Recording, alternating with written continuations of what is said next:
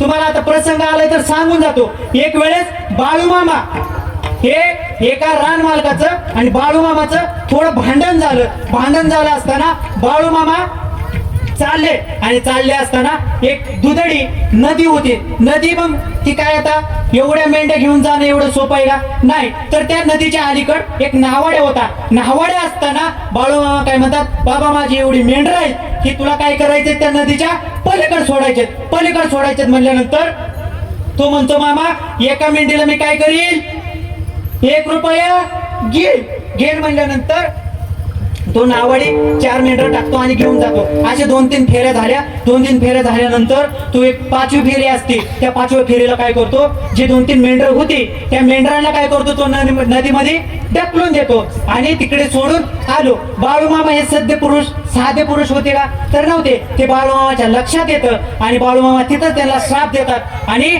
नदीला बाबा एक विनंती करतात की नदी माते तू मला आता काय कर, तर दुभंगून मला वाट दे, मला रस्ता दे। महाराज त्यावेळेस आपण एखादा बंधारा टाकायचं म्हणलं तर आपल्याला अवघड जातं। त्या नदीनं महाराज एवढा मोठा चमत्कार झाला, त्या नदीनं साक्षात इकडलं पाणी इकडं आणि इकडलं पाणी इकडं थांबलं आणि मधून काय झाली, बाळूमामाला जाण्यासाठी वाट झाली।